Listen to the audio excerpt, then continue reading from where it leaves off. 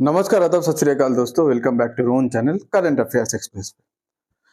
तो गाइस, आप सब लोगों को पता है कि ट्रम्प ने H1B वीजा पे फाइनली साइन कर दिया। जो भी उनका बिल था कि उनको मतलब जो भी इंडियंस H1B वीजा लेके या जो भी फॉरेन कंट्री से अमेरिका पे जाएगा, H1B वीजा के लिए अप्लाई करेगा, उनको $1 लाख देना पड़ेगा एज अ वीजा फी। जो पहले था 1,000 से लेके $5,000 तक था, तो आज $1 लाख है, मतलब लगभग 90 लाख रुपया है। ओके, अब इसके बाद आप सब लोग सोचे ट्रम्प ने जितना भी लॉस करना था कर दिया रहेगा, H1B वीजा तो कर दिया, पर अभी कंपनी शायद इंडिया पे शिफ्ट हो जाएगा, इंडिया पे शिफ्ट होकर इंडिया से टैलेंट हायर करेगा, हायर करके इंडिया मतलब इंडिया के लिए अच्छा ही हुआ, कंपनी और यूएसए पे नहीं रहेगा, इंडिया पे आके इंडियंस को हायर करके काम कर रहेगा। नहीं, यूएस ये भी सोचा कि हम लोग हायर एक्ट लेके आए। हायर एक्ट लेके आएंगे मतलब अगर कोई कंपनी इंडियंस को बुला रहे हैं यूएसए में और काम करा रहे हैं, उसको तो H1B वीजा के तहत $1 लाख लगेगा। ओके, उसके बाद जब ये अगर वो कंपनी यूएसए छोड़ के इंडिया पे अपना ऑफिस खोलेगा, तो हायर एक्ट की मतलब हायर एक्ट जब पास हो जाएगा, तो अकॉर्डिंग टू हायर एक्ट तो उसमें और पेनल्टी लगेगा। तो कंपनी फाइनली ये सोचेगा कि हम लोग इंडियंस को तो अपने कंट्री पे बुला नहीं सकते और इंडिया पे जाके इंडियंस को हायर नहीं कर सकते, तो शायद हमको हमारे कंट्री मतलब यूएसए में रह के अमेरिकन को ही सिखा के ट्रेन करके उसको काम कराना ज्यादा फायदेमंद रहेगा। ओके, अब Trump's new one time payment H1B visa fees take effect amid travel concern. Okay, अब ये जो ट्रम्प का जो भी मतलब H1B वीजा का 1 लाख पेमेंट था, तो इसको लेके अब इतना अफरा तफरी मच गया है। जो भी कंपनी माइक्रोसॉफ्ट वगैरह जिसका भी एम्प्लॉय दशहरा के लिए, दुर्गा पूजा के लिए किसी भी कारण से इंडिया पे ट्रैवल किए थे, उनको रातों रात वापस बुला लिया कंपनी। क्यों बुलाया? नहीं तो तुम्हारा जॉब नहीं रहेगा। क्यों? क्योंकि उनको रातों रात वापस इसीलिए बुलाया गया ताकि बोला गया कि अगर आप आ जाओगे यूएसए पे जल्दी, तो आपको शायद वो $1 लाख नहीं देना पड़ेगा, नहीं तो आपको पे करना पड़ेगा। अब $1 लाख कंपनी अपनी जेब से तो पे करेगा नहीं, और एम्प्लॉय के पास उतना पैसा कहां रहेगा। ओके, पीयूष गोयल साहब ने इसमें थोड़ा डिग लेते हुए पीयूष गोयल साहब टुक अ डिग एट इट और बोला कि little afraid of our talent. Trump जो ये सब कर रहे हैं, ट्रम्प को पता है कि अमेरिकन इंडियन टैलेंट के साथ लड़ नहीं सकते, इसीलिए इंडियन टैलेंट को आने ही मत दो। ठीक है, तो little afraid of our talent. But ये सब जब चल रहा था, इंडियन मतलब मोदी जी का कोई रिप्लाई नहीं है था, इंडियन प्राइम मिनिस्टर का। तो मोदी जी ने दो बात बोला है, self reliant India only cure for 100 solve. हम लोग का जितना भी प्रॉब्लम है, चाइना के साथ ये हो गया, रशिया के साथ ये हो गया, फ्रांस के साथ ये हो गया, आपका अभी यूएसए पाकिस्तान की साइड चले गया, यूएसए में H1B वीजा का रूल लागू होगा, जो भी है इसका एक ही क्योर है, जो है सेल्फ रिलायंट, खुद के ऊपर डिपेंडेंट करो। और मोदी जी ने यह भी बताया कि main enemy of India is dependence on other nation. India का जो सबसे बड़ा दुश्मन है कि हम लोग दूसरे के ऊपर निर्भर करते, दूसरे देशों के ऊपर निर्भर करते, ये है इंडिया का सबसे बड़ा दुश्मन। तो मोदी जी ने क्या बताया है, उसका वीडियो आप थोड़ा सुन लीजिए। विश्व बंधु की भावना से आगे बढ़ रहा है। दुनिया में हमारा कोई बड़ा दुश्मन नहीं है। सच्चे अर्थ में अगर हमारा कोई दुश्मन है तो वो है दूसरे देशों पर हमारी निर्भरता। यही हमारा सबसे बड़ा दुश्मन है, और हमें मिलकर भारत के इस दुश्मन को, निर्भरता वाले दुश्मन को हराना ही होगा। हमें यह बात हमेशा दोहरानी है, जितनी ज्यादा विदेशी निर्भरता उतनी ज्यादा देश की विफलता।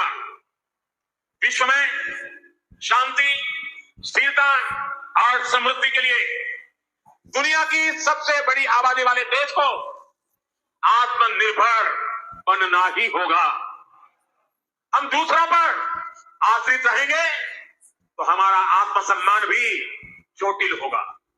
140 करोड़ देशवासियों के भविष्य को हम दूसरों पर नहीं छोड़ सकते। देश के विकास के संकल्प को हम दूसरों की निर्भरता पर नहीं छोड़ सकते।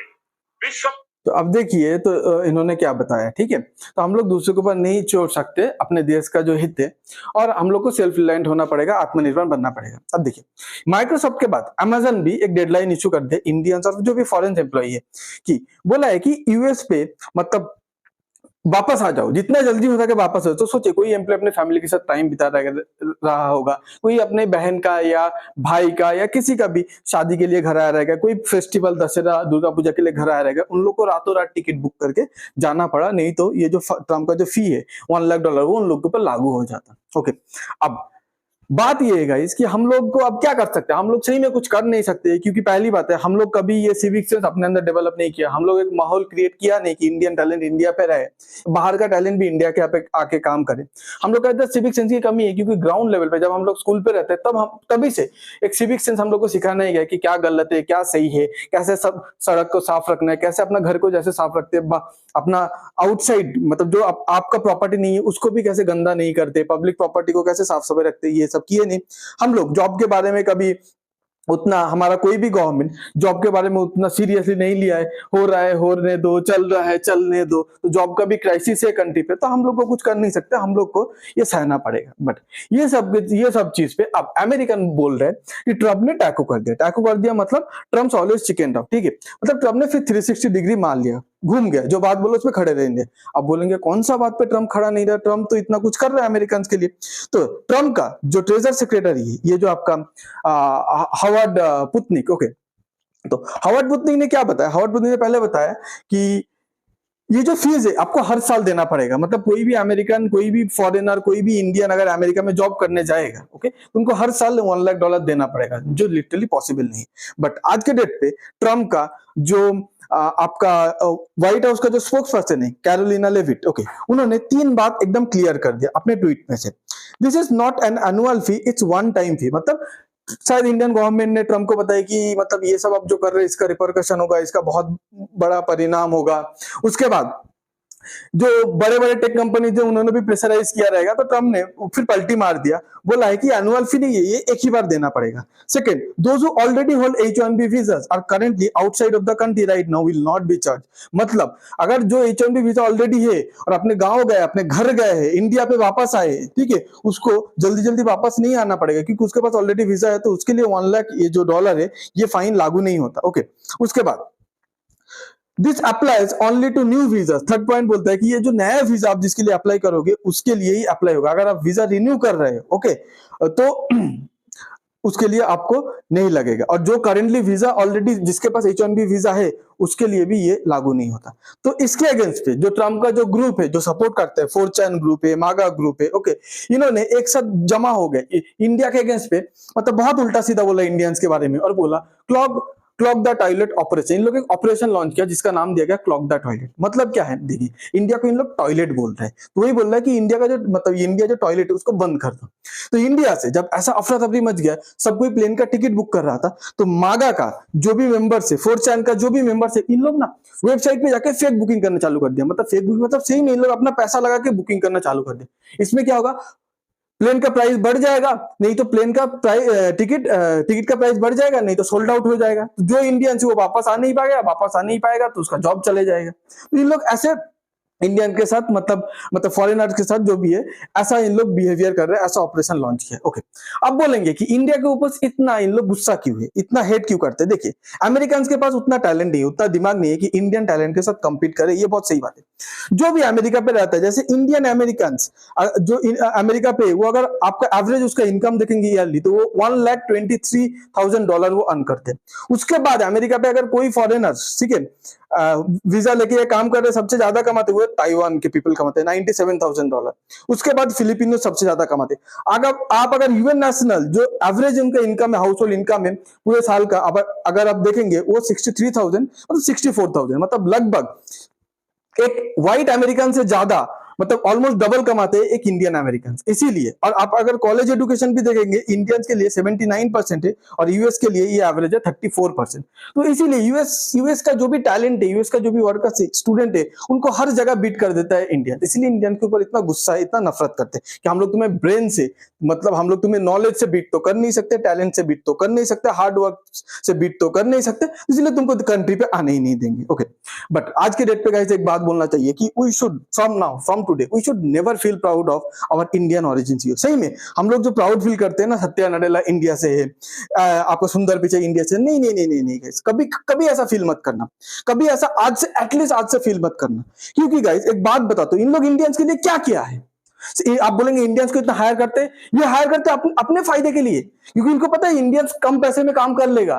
पर इन लोग आज के डेट पे भी खुद को इंडियंस बोलने से ज्यादा शर्माते और अमेरिकन बोलने से ज्यादा प्राउड फील करते हैं।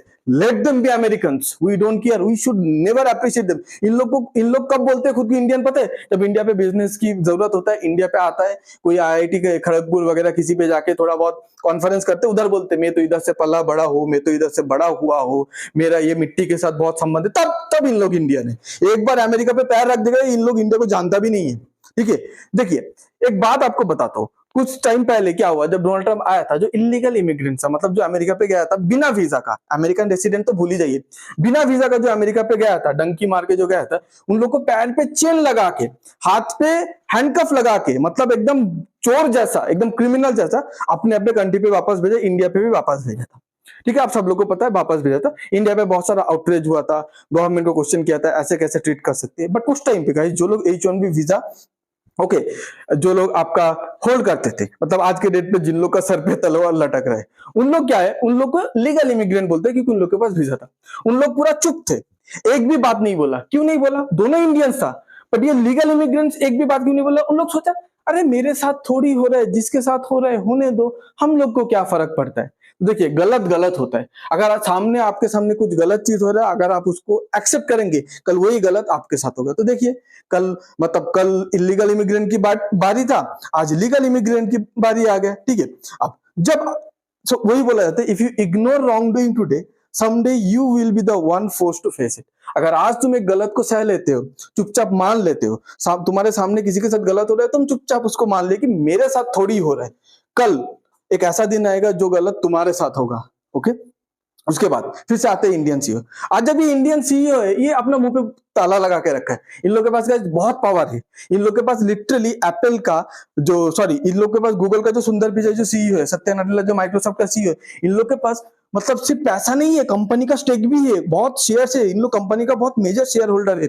इन लोग आवाज नहीं उठा रहे, क्यों पता है? इन लोग भी वही सोच रहे हैं कि ठीक है, अब वो इंडियन वीजा होल्डर के साथ हो रहा है, हम लोग तो सीईओ, हम लोग के साथ थोड़ी ऐसा होगा। तो अगर इन लोग भी आज चुपचाप मतलब मुंह बंद करके ये सब टॉलरेट कर रहे हैं ना, ये सब नजरअंदाज कर रहे हैं, कल यूएसए में ऐसा प्रोटेस्ट होगा कि इंडियन जितना यूएसए, उन लोग को लात मार के यूएसए से बाहर निकलो, तब फिर इन लोग को पता चलेगा कि उस टाइम पे H1 वीजा होल्डर के साथ जो नाइंसाफी हो रहा था, हम लोग चुप करके कितना गलती किए थे। इसी बात पे गाइस, जो यहूदी है, जो इजरायली है, उनको सही में वो पैलेस्टाइन के साथ जो कर रहे हैं, अरब के साथ जो कर रहे हैं, ये ABCDEFXYZ सबको साइड पे रखते हैं, बट इजराइल लोग को, ज्यूज लोग को एक चीज के लिए सलाम करता हूं, बहुत अच्छा लगता है इनका। अगर किसी भी ज्यूज के ऊपर दुनिया का किसी भी कोने पे अगर अत्याचार होगा, नाइंसाफी होगा, तो पूरा ज्यूज कम्युनिटी खड़ा हो जाता है। उसी कंट्री पे नहीं, उसी कंट्री पे तो होता ही है, जिस कंट्री पे अत्याचार हो रहा है, नाइंसाफी हो रहा है, दूसरे कंट्री पे भी प्रोटेस्ट होने लगता है, गवर्नमेंट को फोर्स करता है कि हमारे ज्यूज भाई के साथ वो कंट्री पे, एबीसी कंट्री पे ऐसा टॉर्चर हो रहा है, आप आवाज उठाओ।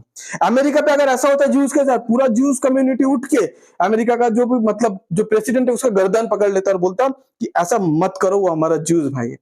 तो यही डिफरेंस है इंडियंस और ज्यूज के बीच में। ओके, तो गाइस कहीं ना कहीं मुझे लगता है अमेरिका का जो टॉप 10 अमेरिका जो टॉप कंपनीज है, स्पेशली जो कंपनी सर्विस देता है, Amazon, Netflix, Google, Meta, Microsoft, ये सब कंपनी पर अभी टाइम आ गया है इंडिया क्रैकडाउन करे, क्योंकि हम लोग कब तक चुप रहेंगे? हम लोग पहले चुप रहे, ठीक है, बोला कि ट्रंप ये इतना सब क्या सुधर जाएगा, फिर चुप रहे, फिर ट्रंप ने कुछ 50% टैरिफ कर दिया 25% को, फिर चुप रहे, फिर अभी H1B वीजा कर दिया, फिर चुप रहेंगे, फिर हायर एक्ट को लागू कर देगा। कब तक चुप रहेंगे? ये हम लोग का जो साइलेंस है, इसको कहीं ना कहीं ट्रंप इंडियंस का वीकनेस मान रहा है। ठीक है, तो आज के डेट पे हम लोग को एक ही चीज से स्टार्ट करना है गाइस। देखिए हम लोग को खुद का सोशल मीडिया एक ऐप बना देना चाहिए, गवर्नमेंट को फुल सपोर्ट करो। क्या है, इतना बिलियंस डॉलर हम लोग बांट देते हैं लिटरली, मलेशिया के नाम पे इतना, सॉरी मलेशिया बोल रहा हूँ, आपका मालदीव के नाम पे इतना, भूटान के नाम पे इतना, $1 बिलियन खर्चा कर दो और बोलो कि तुम social media, Indian social media platform बना के दिखाओ। इंडियन सोशल मीडिया प्लेटफॉर्म बन गया ना, कितने अमेरिकन कंपनी को एक झटके में टारगेट होगा पता है? ट्विटर को, फेसबुक को, इंस्टाग्राम को, व्हाट्सएप को, स्नैपचैट को, और भी बहुत है। मैं तो 5 कंपनी के लिए, 5 कंपनी एक डिसीजन पे they will feel the heat. Okay, तो What seems to us as bitter trials are often blessings in disguise. आज की डेट में हमारे साथ जो भी हो रहा है ये हम लोग को बहुत बिटर लग रहा है, बट ये ब्लेसिंग्स इन डिस्गाइज है। हम लोग को ऐसा सिचुएशन पे हम लोग पड़ गए हैं, हम लोग इससे सीखेंगे, हम लोग इससे उभर के आएंगे और we will come back stronger. Okay, आपको अगर ये वीडियो अच्छा लगता है तो please like share and subscribe. आप क्या सोचते हैं, इंडियन गवर्नमेंट को क्या स्टेप लेना चाहिए, प्लीज कमेंट पे बताइएगा। Thanks for being here, your time really matters. God bless you.